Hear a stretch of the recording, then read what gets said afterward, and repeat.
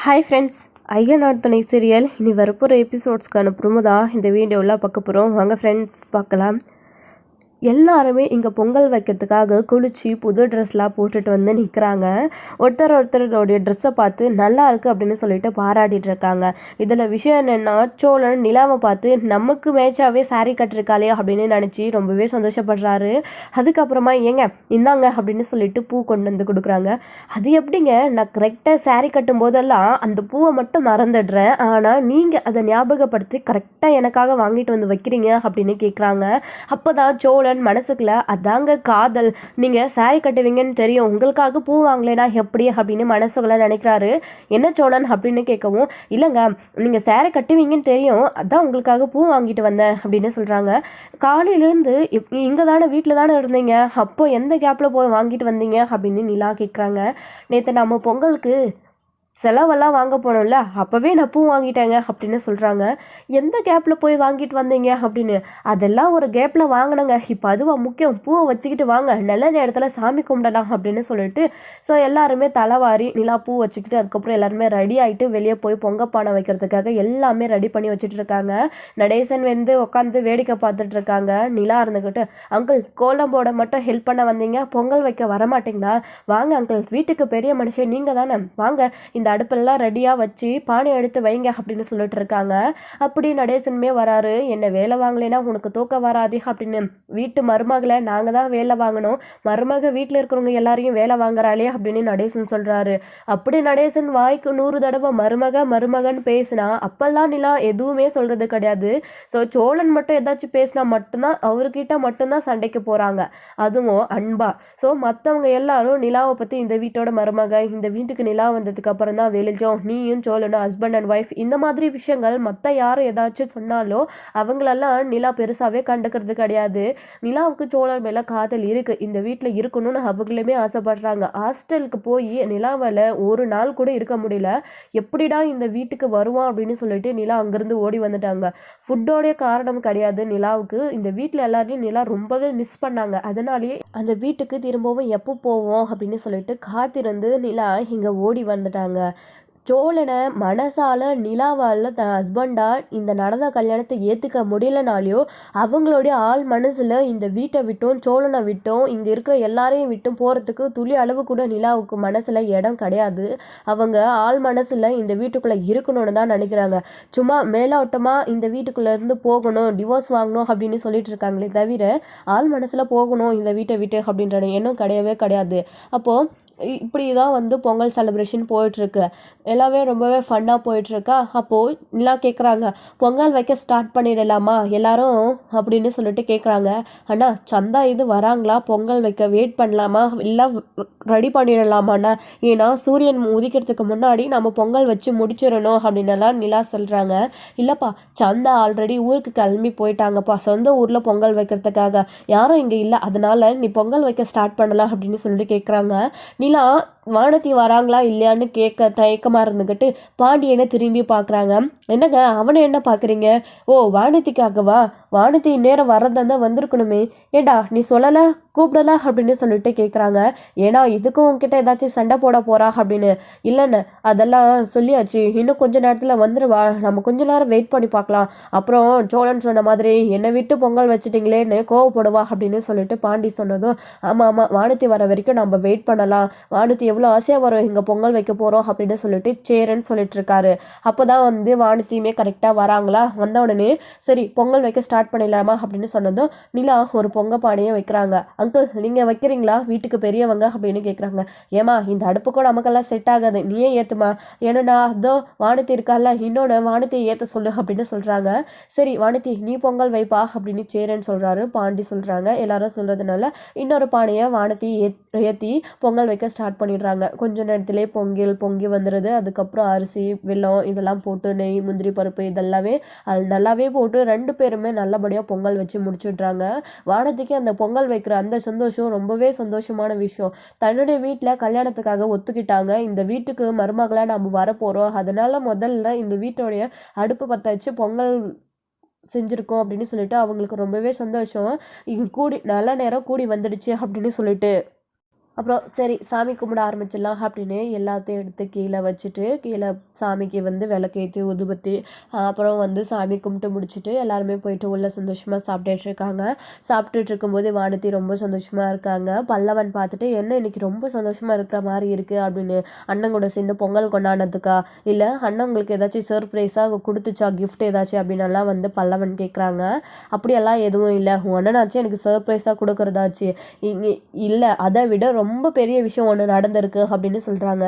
இதை விட பெரிய விஷயம்னா என்னவா இருக்க போகுது, உங்கள் வீட்டில் பாண்டியண்ணனை கல்யாணம் பண்ணிக்க ஒத்துக்கணும், அது மட்டும்தான், வேற என்ன இருக்க போகுது அப்படின்னு பல்லவன் சொன்னதும் கரெக்ட் பல்லவா, நீ எப்படி இவ்வளோ கரெக்டாக சொன்ன அப்படின்னு சொல்லவோ எல்லாருக்குமே ஷாக்கு. அப்போது வானதி சொல்கிறாங்க, ஆமாம் எங்கள் வீட்டில் பாண்டியை எனக்கு கல்யாணம் பண்ணி வைக்க ஒத்துக்கிட்டாங்க அப்படின்னு சொல்லவோ எல்லாருக்குமே ரொம்ப சந்தோஷம். அப்புறம் நிலாவுக்கு கூட இதில் சந்தோஷம்தான். அப்படியே சாப்பிட்டு முடிச்சதுக்கப்புறமா கொஞ்சம் சாப்பாடு வைக்கவா அப்படின்னு நிலா வந்து வானத்தை கேட்குறாங்க. இல்லை எனக்கு வேண்டாம் அப்படின்னு நிலாவுடைய முகத்தில் அடித்த மாதிரி பேசுகிறாங்க. என்னைக்கு இந்த வீட்டோட மருமக இல்லையோ ப்ராப்பராக கல்யாணம் பண்ணிட்டு சோழோட இந்த வீட்டுக்கு வரலன்னு வானத்துக்கு விஷயம் தெரிஞ்சிச்சோ அன்னைக்கிலிருந்து அவங்க யாரோ நாம் யாரோ அவங்களுக்கும் இந்த வீட்டுக்கும் சம்மந்தம் இல்லை அப்படின்ற மாதிரி தான் வானத்தை நினச்சிட்டு இருக்காங்க. அப்படி முகத்தில் அடித்த மாதிரி பேசினதும் நிலாவுமே ரொம்ப டல்லாயிடுறாங்க. ஏங்க எனக்கு கொஞ்சம் சாப்பாடு வைங்க அப்படின்னு சொல்லிட்டு சோழன் நிலாவுடைய மனசை கஷ்டப்படக்கூடாதுன்றதுக்காக அப்படி சொல்கிறாங்க. சரி கொஞ்சமாக வைக்கிறாங்க, போதுமா அப்படின்னு சொல்லவும் ஏங்க கொஞ்சம்னா கொஞ்சம் தான் வைப்பீங்களா, நீங்கள் வச்சு பொங்கல் எப்படி மணக்குது தெரியுமா, 4 வீடு தெரு வரைக்கும் மணக்குங்க, கொஞ்சம் வைங்க அப்படின்னு சொல்லவும் சரி வைக்கிறேன் அப்படின்னு சொல்லிட்டு நிலாவும் வைக்கிறாங்க. ஏங்க ஏன் நான் சொன்னதில் உங்களுக்கு நம்பிக்கை இல்லையா, பொங்கல் எவ்வளோ ஸ்வீட்டாக இருக்குது தெரியுமா, நீங்கள் சாப்பிட்டு பாருங்க அப்படின்னு சொல்லி சோழன் கொடுக்குறாரு. நிலா தயங்குறாங்க. மற்றவங்க எல்லாருமே வந்து பார்த்துட்டே இருக்காங்க நிலா வாங்குவாங்களா மாட்டாங்களா அப்படின்னு. சேரன்னுக்கிட்டு அதான் கொடுக்குறா இல்லைப்பா வாங்கிக்கோப்பா அப்படின்னு சொன்னதும் சோழன் ஊட்டின உடனே நிலாவுமே வாங்கிக்கிறாங்க. ஸோ டேஸ்ட்டுக்காக அப்படின்னு சொல்கிறாங்களா அதனால வாங்கிக்கிறாங்க. இருந்தாலுமே சோழன் ஊட்டினா நிலா ஆக்சுவலி வாங்கியிருக்க மாட்டாங்க. அவங்க மேலே கோவம் இருந்திருந்தா அவங்களுக்கு தான் சோழன் மேலே காதல் இருக்கே, அதனால பாசம் ஊட்டி விடவும் வாங்கிக்கிறாங்க. நிலா சாப்பிட்டு பார்த்துட்டு ஆமாம்மா நல்லா தான் இருக்கு, நானா இவ்வளோ டேஸ்ட்டாக செஞ்சேன் அப்படின்னு நிலா சொல்கிறாங்க. ஆமாங்க நீங்கள் தான் நம்ப மாட்டேன்றீங்க அப்படின்னு நிலாவோடைய மனசை டைவெர்ட் பண்ணி விட்டுடுறாங்க. அவங்க ரொம்பவே சந்தோஷமாக இருக்காங்க. அடுத்து பாண்டி இதை நோட் பண்ணுறாங்களா.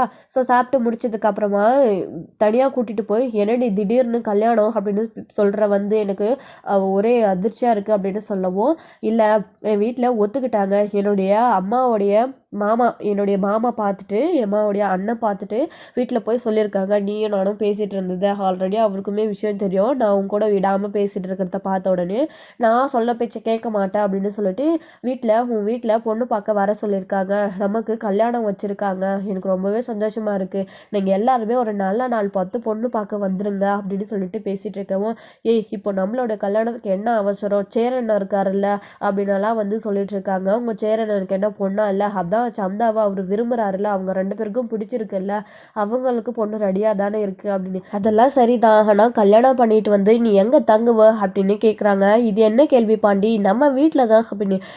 இங்கே பாரு, ஒரு ரூமில் அண்ணி இருக்காங்க, இன்னொரு ரூமில் நாங்கள் எல்லாரும் படுத்து தூங்கிக்கிறோம், அப்படியே அண்ணனுக்கு கல்யாணம் ஆயிடுச்சுன்னா அண்ணன் அந்த ரூம்குள்ளே படுத்துக்கோ, அதுக்கப்புறம் நமக்கு கல்யாணம்னா நமக்கு ரூம் எங்கே இருக்குது அப்படின்னு சொல்லிட்டு கேட்குறாங்க. என்ன பாண்டி பேசிகிட்டு இருக்க நீ, இங்கே பாரு அவங்களுக்கு நடந்ததே ஒரு கல்யாணமே கிடையாது, அவங்க ஏன் இங்கே இருக்கணும், பேசாமல் அவங்கள ஹாஸ்டலில் எங்கேயாச்சும் போய் தங்கிக்க சொல்லு, நாம் அந்த ரூமை எடுத்துக்கலாம் அப்படின்னு சொல்கிறாங்க. என்ன பேசிகிட்டு இருக்க நீ, முதல்ல எனக்கு முன்னாடி அவங்க 2 பேரும் தான் மூத்தவங்க, சேரண்ணன் அதுக்கு ஒரு ரூம்லையும் சோழனும் அவங்களும் ஒரு ரூம்ல இருக்கட்டும், நமக்கு எங்கே இருக்க ரூம் அதை புரிஞ்சுக்கோ நீ முதல்ல அப்படின்னு. பாண்டி அதான் நான் சொல்லிட்டேன்ல, நீ என்ன அவங்களுக்கே ரொம்ப ஓவராக சப்போர்ட் பண்ணி பேசிகிட்டு இருக்க, அவங்க இந்த வீட்டு மருமகளே கிடையாது சரியா, நம்ம கல்யாணம் பண்ணிட்டு வந்து அவங்களை அனுப்பி விட்டுட்டு நாம் ஒரு வீட்டில் இருக்கலாம், அதாவது ஒரு ரூமில் இருக்கலாம் அப்படின்னு வானதி சொல்லவும் பாண்டியனோட மனசு அங்கேயே உடஞ்சு போயிடுது. என்னடி லூசு மாதிரி பேசிகிட்டு இருக்க நீ அப்படின்னு பாண்டி சொல்ல கேட்காம வானதி வந்து ரொம்பவே சந்தோஷமாக கூடி சீக்கிரம் ஒரு நல்ல நாள் 10 பொண்ணு பார்க்க வீட்டுக்கு வந்துடு சரியா அப்படின்னு சொல்லிட்டு வானதி ரொம்பவே சந்தோஷமாக வீட்டுக்கு போகிறாங்க. எங்கள் வீட்லேயும் பொங்கல் வைக்கிறாங்க, என் அப்பா அம்மா உன்னை பார்த்து வீட்டில் எல்லாருக்கிட்டையும் விஷயத்த சொல்லிட்டு சீக்கிரமாக வர சொன்னாங்க, நான் கிளம்புறேன் பாண்டி அப்படின்னு சொல்லிட்டு கிளம்புறாங்க. வீட்டில் கல்யாணத்துக்கு ஒத்துக்குனதுனால இப்போது உன்னை விட்டு பிரிஞ்சு போகிறன்ற சோகமே எனக்கு கொஞ்சம் கூட இல்லை பாண்டி, நான் ரொம்ப சந்தோஷமாக போகிறேன் அப்படின்னு வானதி போயிட்டு இருக்காங்க. அதுக்கப்புறம் சரி நான் வரேன், சரி அப்படி வரேன் அப்படின்னு சொல்லிட்டு வீட்டில் எல்லாருக்கிட்டையுமே சொல்லிட்டு கிளம்பி போகிறாங்க வானதி வந்து. அப்புறம் பாண்டி வராரு. பாண்டி வந்த உடனே சேரன் சோழன் எல்லாருமே வந்து என்னடா பாண்டி வானதி சொல்லிட்டு போனதை கேட்டல ஒரு நல்ல நாள் பார்த்து உனக்கும் வானதிக்கும் நிச்சயம் பண்ணிடலாம் அப்படின்னு சொல்கிறாங்க. அண்ணா என்னென்ன பேசுகிற நீ, உனக்கு கல்யாணம் ஆகாமல் எனக்கு எப்படிண்ணே அப்படின்னு சொல்கிறாங்க. டே அதான் அண்ணனுக்கு சந்தா ரெடியாக இருக்காங்களா, அப்புறம் என்னடா அப்படின்னு. டே என்னதான் இருந்தாலும் அண்ணனுக்கு கல்யாணம் பண்ணாமல் எப்படி அப்படின்னு சொல்லிட்டு பாண்டி கேட்கவும் சோழன் கூட ஆமாண்ணா அவன் கரெக்டாக தானே சொல்கிறான் அப்படின்னு சொல்லிட்டு யோசிக்கிறாங்க. டே இங்கே பாருங்கடா, அதெல்லாம் பற்றி நீங்கள் யாரும் யோசிக்காதீங்க. நாங்கள் இப்போ தாண்டா பேச ஆரம்பிச்சிருக்கிறோம். எங்களுக்கு என்ன பாண்டி, இங்கே பாரு பாண்டி, வானதியோட வீட்டில் உனக்கு கல்யாணம் பண்ணி வைக்க அவங்க ஒத்துக்கிட்டதே பெரிய விஷயம். இப்போ நீ ஒரு கடைக்கு முதலாளி ஆகிட்ட, இப்போ தான் பொறுப்பாக இருக்கன்னு சொல்லி உனக்கு பொண்ணு கொடுக்கணும் அப்படின்னு அவங்களுக்கு தோணி இருக்கு. நேரம் கூடி வரும்போதே கல்யாணம் பண்ணிக்க பாண்டி, எனக்கெல்லாம் நீ என்னை பற்றியெல்லாம் யோசிக்காதடா அப்படின்னு சொல்கிறாங்க. இல்லைண்ணா நீங்கள் யார் என்ன சொன்னாலும் சரி, எனக்கு இதில் விருப்பமே இல்லை அப்படின்ற மாதிரி தான் பாண்டி சொல்லிட்டு இருக்காங்க. அப்படி சொல்லிட்டு வெளியில் போயிடுறாங்க. போனதுக்கப்புறமா நிலா இருந்துக்கிட்டு என்னென்ன இவர் இப்படி சொல்லிட்டு போகிறாரு அப்படின்னு சேரனை பற்றி கேட்கவும், நாம் என்னப்பா பண்ணுறது, அவெல்லாம் கண்டிப்பாக வருவான், நான் சொல்லியிருக்கல, இப்போ தான் அவன் வெளியில் போகிறான் விடுப்பா அப்படின்னு சொல்லிட்டு சேரன் அதை கேஷுவலாக விட்டுடுறாரு. ஆனால் பாண்டி இவங்க இப்படி சொன்னதை நினச்சி ரொம்பவே வருத்தப்பட்டு போயிட்டு வெளியில் நின்றுட்டு இருக்காங்க. அண்ணனும் இப்படி பேசுது, அவளும் கொஞ்சம் கூட புரிஞ்சிக்காம கல்யாணம் பண்ணியே தீரணும்னு நினைக்கிறா. கல்யாணத்துக்கு முன்னாடியே வீட்டை பிரிக்கணும்னு நினைக்கிறா. அவங்கள வீட்டை விட்டு வெளியில் அனுப்பணும்னு நினைக்கிறா இல்லையா. அவங்க இந்த வீட்டுக்கு வந்ததுக்கு அப்புறமா தானே நம்ம வீட்டுக்கே ஒரு வெளிச்சம் வந்த மாதிரி இருக்கு. அவ சொல்லிட்டா இல்லைன்னு ஆயிடுமா.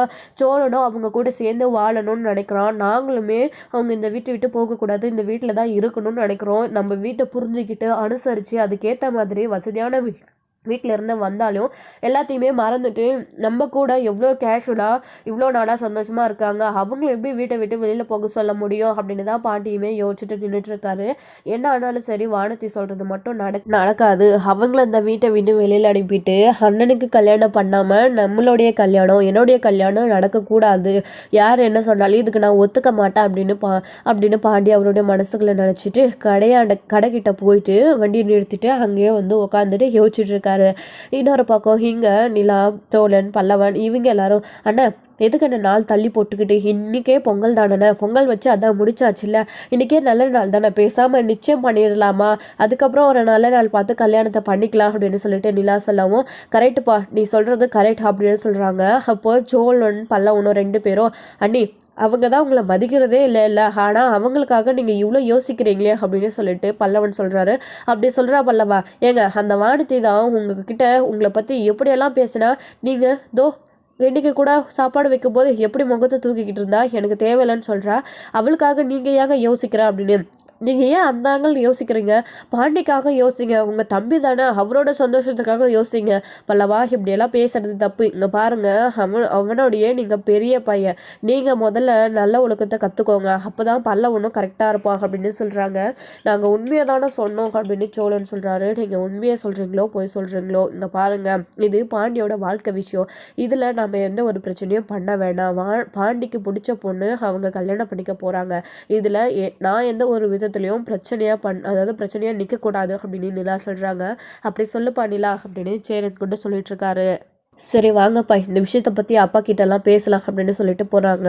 அப்பா இந்த விஷயத்தில் நீங்கள் என்னப்பா சொல்ல போகிறீங்க அப்படின்னு கேட்குறாங்க. இதில் நான் சொல்ல என்னடா இருக்குது அப்படின்னு சொல்கிறாரு. இல்லைப்பா நிலா இன்றைக்கே நிச்சயம் பண்ணிடலாம், நாள் நல்லா இருக்குன்னு சொல்கிறாங்க, நீங்கள் என்னப்பா சொல்கிறீங்க அப்படின்னு சொல்லிட்டு கேட்கும்போது சேரன் நடேசன் யோசிக்கிறாரு. முதல்ல சரி மருமக சொல்கிற மாதிரி செஞ்சிடலாம் அப்படின்னு சொல்கிறாங்க. கரெக்ட் அங்கிள் அப்படின்னு சொல்லிட்டு நிலாவும் சொல்லிட்டு இருக்காங்க. ஆனால் இந்த பாண்டி பையன் தான் போய் எங்கேயோ உட்காந்துக்கிட்டானே, அவனுக்கு இதில் விருப்பம் இருக்கா இல்லையானே தெரியலையே அப்படின்னு சொல்கிறாங்க. அது அப்படின்னு லவ் பண்ண பொண்ணோட நிச்சயம் அவருக்கு விருப்பம் இல்லாத இருக்கும் அப்படின்னு. அப்போது நம்மக்கிட்ட ஏன் கல்யாணம் வேண்டான்னு சொல்லிட்டு, அதாவது அண்ணனுக்கு முன்னாடி நமக்கு கல்யாணம் வேண்டாம் அப்படின்னு சொல்லிட்டு இருந்தாரு, இப்போ எங்கே கிளம்பி போயிட்டாரே அப்படின்னு பல்லவன் கூட சொல்லிட்டு இருக்காங்க. வெளியவே நின்று எல்லாரும் பேசிட்டு இருக்காங்க. அவன் சொல்கிறதுலேயே ஒரு நியாயம் இருக்கு இல்லைடா, உனக்கு கல்யாணம் பண்ணாமல் அவனுக்கு எப்படிடா, ஆல்ரெடி உனக்கு கல்யாணம் பண்ணாமல் இவன் கல்யாணம் பண்ணிட்டு வந்ததே உன்னோட வாழ்க்கையில் பல பிரச்சனைகளை கொண்டு வந்துச்சு, இப்போது பாண்டிக்கா அப்படின்னு சொல்லிட்டு நடேசன் சொல்கிறாரு. அப்பா அவங்களுடைய கல்யாணத்தை விடுங்கப்பா, அது வேறப்பா, இப்போது பாண்டிக்கு நம்ம எல்லாரும் சேர்ந்து கல்யாணம் பண்ணி வைக்க போகிறோம். அப்பா அதை விட நம்ம எல்லா இடத்துலையுமே ஃபேமிலியாக இருந்தாங்க, ஃபேமிலிக்குள்ளே போய் பொண்ணு கேட்டோம், யாருமே தரமாட்டேன்னு சொல்லிட்டாங்க.